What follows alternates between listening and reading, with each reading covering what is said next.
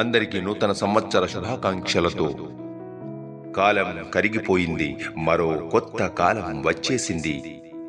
కొత్త కాలం నిన్ను ప్రశ్నిస్తుంది, సంబరాలు సరే, నువ్వు సాధించిందేమిటని. సరేనా ఆన్సర్ చెప్పగలవా? అది ఆలోచించకుండా సంబరాలు అంబరాలు దాటిస్తున్నావు. నువ్వు తాగే మందు బాటిల్ని అడుగు, నువ్వు నాకేమిస్తావని.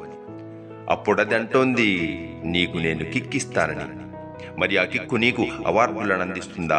తప్పతాగి తూలితే ఉద్యోగం కల్పిస్తుందా? జీవితం మారిపోతుందా? లక్కీ డ్రా తగిలిస్తుందా? ఒక్కసారి ఆలోచించు.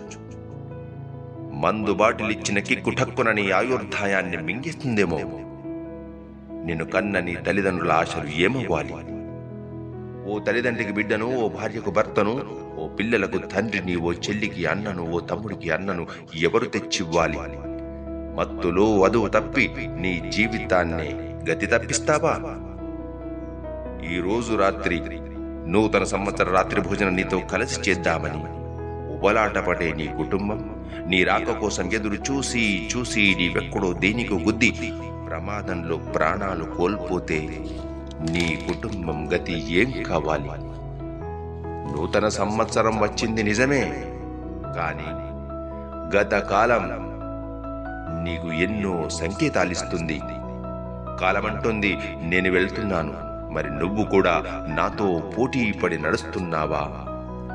ఎందుకంటే జీవితంలో నేనొక్కసారి వెళ్ళానంటే తిరిగి రాను.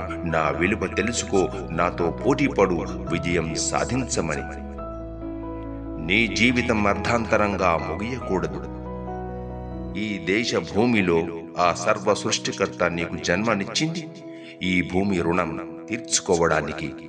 నీ శక్తి, నీ తెలివి, నీ ధైర్యం, నీ సేవ, నీ ప్రేమ, నీ స్నేహం, నీ త్యాగం ఈ మాతృభూమికి అర్పితం కావాలి. నీ జీవితం భారతావనికే ప్రేరణ కావాలి. అందుకే మత్తు వద్దు. అందుకే నేస్తమా, నువ్వు బతకాలి, నువ్వెదగాలి. కాల్పనిక ప్రపంచంలో కిక్కుందని భావించకు. వాస్తవ ప్రపంచంలో జీవిస్తూ దేశానికి శాంతి, సుఖం అందిస్తూ ఓ స్వర్ణ భారతిని నిర్మించు. Thank you very much. జై హింద్, జై భారత్.